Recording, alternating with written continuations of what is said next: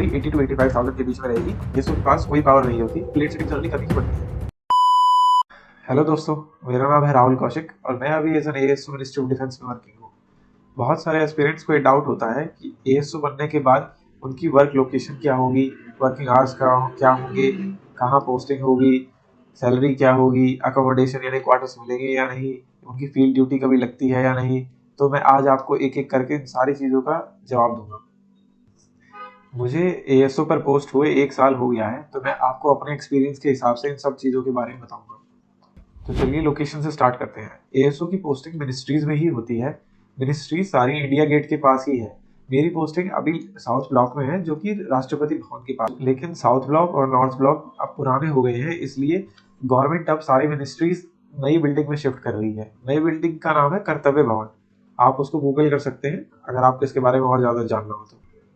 पुरानी लोकेशंस भी और नई लोकेशंस भी सेंट्रल सेक्रेटेरिएट मेट्रो स्टेशन के पास है, जो कि दिल्ली के बिल्कुल केंद्र में है।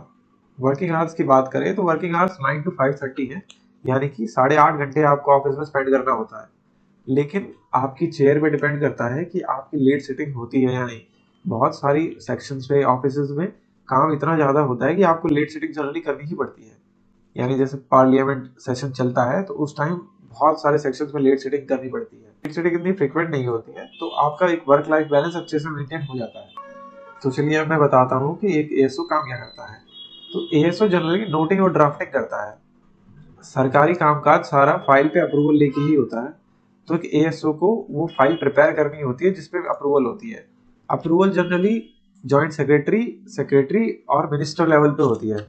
तो उस अप्रूवल के लिए एक एएसओ फाइल पे नोट प्रिपेयर करता है और उसको उस चैनल पे चलाता है, ताकि जिस लेवल पर अप्रूवल चाहिए वहां तक पहुंच सके और अप्रूवल हो सके।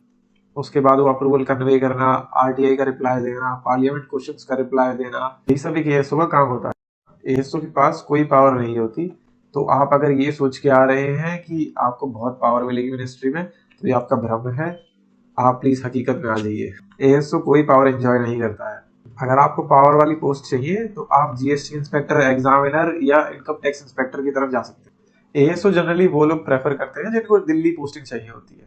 पावर का एएसओ से कोई लेना देना नहीं है। अब प्रमोशंस की बात करते हैं। 5 साल सर्विस करने के बाद एक एएसओ एग्जाम दे सकता है प्रमोशन के लिए।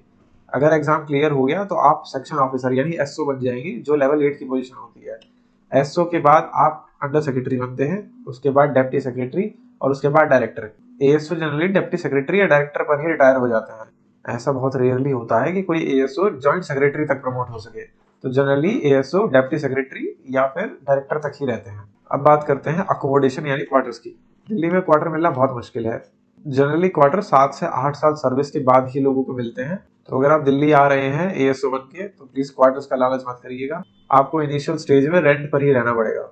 एएसओ एक क्लरिकल जॉब है, तो आपको 99% ऑफ द टाइम्स अपनी सीट पर बैठकर टाइप ही करना पड़ेगा। शायद आपकी कभी किस्मत अच्छी हो, 1% चांस हो कि आपको बाहर जाने का मौका मिल जाए, नहीं तो आप जस्ट एक टाइपिस्ट ही होंगे। जैसे आप इंस्टाग्राम पे देखते हैं वैसे एएसओ की लाइफ नहीं होती है। बहुत बोरिंग काम होता है एएसओ का। अगर आपको फील्ड ड्यूटी चाहिए तो आप इनकम टैक्स या जीएसटी इंस्पेक्टर या एग्जामिनर की तरफ जा सकते हैं। तो चलिए अब सैलरी की बात करते हैं।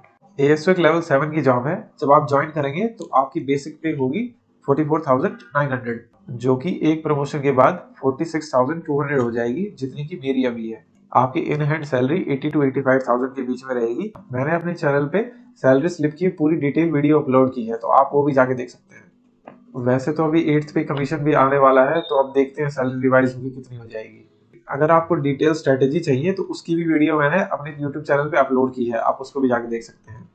अगर आपको ये वीडियो पसंद आई हो तो प्लीज़ इसको लाइक करिए। आपको कोई डाउट हो तो आप कमेंट कर सकते हैं और इस चैनल को प्लीज़ सब्सक्राइब करिए। Thank you.